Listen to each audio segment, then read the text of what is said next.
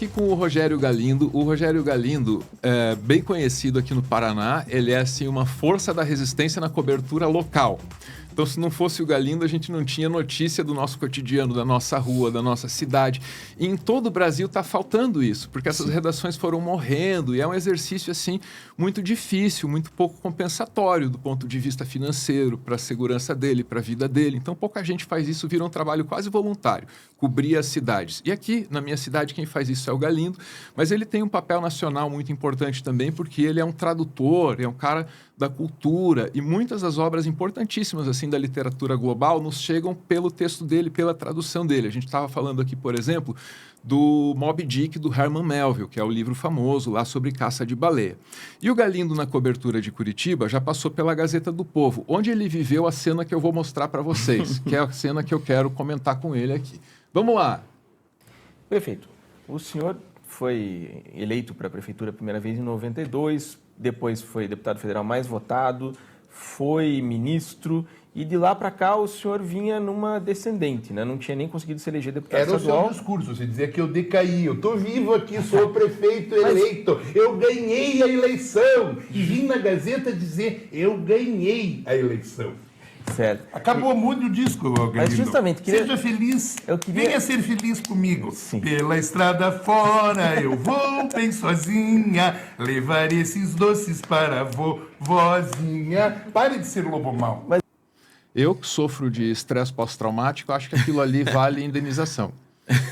Agora, quero saber como é que foi aquilo ali. Era uma circunstância de eleição já? Ele tinha vencido, isso dá para perceber, né? Mas o que você tinha feito ali?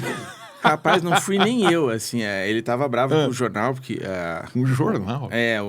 O Greca tem uma coisa assim que ele é meio inentrevistável, né? Você pergunta verdade. A, ele responde X, né? Ele tem essa... Como todo político experiente, né? Mas ele é particularmente difícil, ele é liso.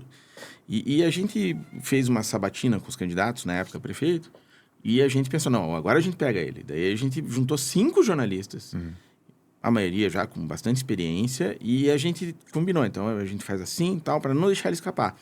E quando ele tentava escapar, a gente fazia ele voltar. Assim, insistia até ele responder. E ele ficou muito irritado. Ele ficou muito bravo com a gente. E daí ele chamou a gente de barbudinho perverso, porque, curiosamente, os 5 jornalistas tinham barba, e daí ele apelidou a gente na entrevista, na mesma os entrevista. Barbudinhos perversos. Barbudinhos perversos. Tá. Aí passou isso, além de tudo, teve uma denúncia, não sei se você vai lembrar, porque já faz 8 anos, mas a Estelita da Folha de São Paulo publicou que eles tinham achado uns objetos que tinham sumido da Fundação Cultural, na Casa Clentes, e apareceram cópias idênticas na chácara do prefeito. Então, eram objetos de arte que pertenciam à prefeitura, teriam sido encontrados na propriedade particular dele. Exatamente. Os objetos sumiram do lugar, apareceram no outro, mas ele disse que não eram os mesmos, que eram cópias. E ninguém achou os originais. Então, daí ele ficou muito irritado quando ele foi lá, e a gente perguntou disso, ele falou, vocês estão me chamando de ladrão, isso é muito ruim. Ninguém chamou ele de ladrão, a gente disse que era muito curioso, né? Mas ele ficou muito bravo. E daí, quando ele voltou eleito, aí ele voltou... Ele não foi para dar entrevista, ele foi para fazer isso. E foi... foi engraçado, assim, isso. Porque, de repente, eu tô acostumado a fazer coisas, né, que a gente não aparece, né? E, de repente, eu tava no BuzzFeed, eu tava em tudo que é lugar, assim, as pessoas me ligando. Eu andava na rua, dizia, você é o cara do Chapeuzinho Vermelho e tal, assim, não tô acostumado com isso. Foi engraçado. Nesse sentido, você é meio João Gordo, né, cara? O João Gordo faz coisa pra caramba na vida, em termos de música e tal. Tá com um projeto de brega enorme agora, o Ratos muito bom, incrível. Aliás, Em São Paulo ele é meio que Fuscão Preto.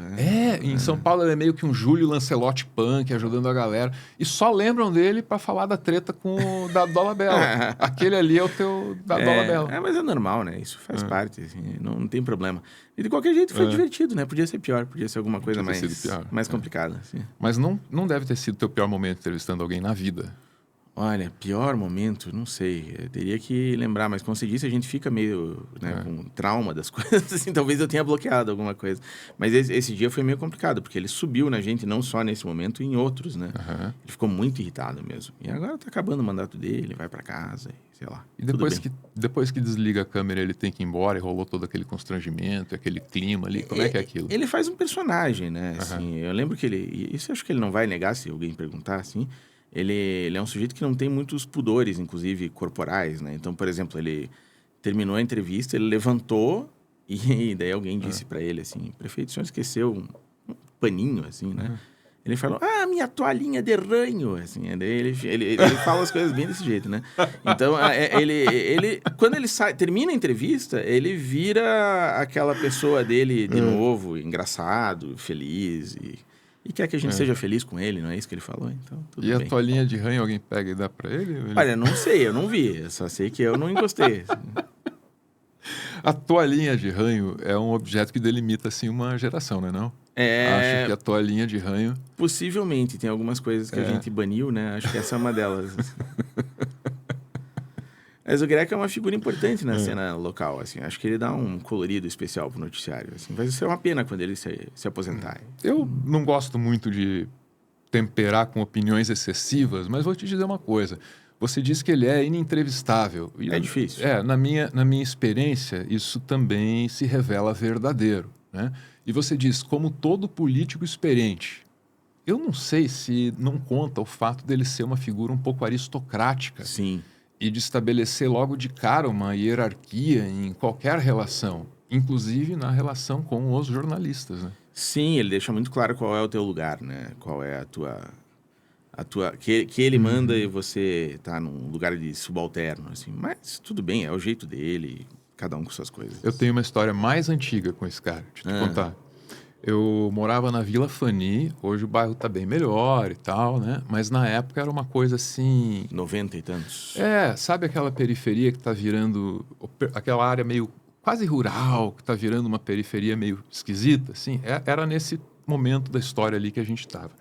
E ele ia inaugurar uma avenida lá, que era uma coisa assim até incômoda, né? Ia virar uma rápida para ligar duas regiões da cidade. Era a rua que o pessoal jogava bola antes, assim, né? E ele foi inaugurar aquilo e tal.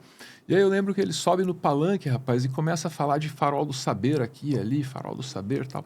E aí eu tava lá com a molecada, aquela molecada pé no chão, menino, assim, Galindo. Sim, um de tênis furado, o outro de Havaiana, pisando naquelas poça gelada do A Havaiana que já tinha estourado, prende com prego. Isso, aquela rua molhada, tava tudo chuvoso. Daí um grita lá assim, aqui não tem farol do saber nenhum, vá, não sei o quê. E começa a xingar ele e tal, né? E aí ele fala assim, temos que eliminar a sementinha da inveja que o diabo plantou no coração dessas crianças. Então não tô de sacanagem. Ele foi lá no perifão e olhou para a criançada reclamando e falou, temos que exterminar a sementinha da inveja que o diabo plantou no seu coração. Aí que a molecada gritou mais, estragou aquele comício. Com razão. Então você veja que ali ele estabelece assim uma relação hierárquica mesmo. Assim. Então me parece ser uma figura aristocrática. Quer dizer, o pobre ele tem inveja do rico. Né? Sim. E isso também está colocado numa outra declaração daquela mesma eleição em que aconteceu aquela brincadeira ali, contigo, em que ele diz que a Revolução Francesa foi puro fruto de inveja. Numa sabatina na Pontifícia Universidade Católica do Paraná, naquela mesma eleição, ele declara que a Revolução Francesa foi puro fruto da inveja dos pobres. Mas provavelmente ele tem toda... Não, lógico que não, né? Mas, enfim, é esse tipo de sujeito que, como você falou, né? Vem de uma origem um pouquinho mais elitista, né? Embora é engraçado, ele estudou na mesma escola que eu e ele usava isso nas entrevistas, inclusive, assim... Ele foi aluno da minha tia e tal. E daí ele ficava usando isso, que também é uma coisa que me incomoda, assim, ficar botando vida pessoal na Parente na no meio, entrevista. pô. O que a tia tem a ver? Mas enfim, ele agora, acho que a carreira dele não tem mais muito para onde ir, assim, já é uma figura que está ficando pro passado. Vai se aposentar, política aposentada. Assim como a toalhinha de ranho, ele vai ser um objeto do passado. Assim. Obsoleto. O político aposentado vai para onde? Vai para o Tribunal de Contas, né? Às vezes é isso. Pode ser esse o caminho dele. Normalmente é isso. Essa é a aposentadoria que realmente funciona no Brasil. Vamos lá, vamos para um breve intervalo. Voltamos já com Rogério Galindo. Até já!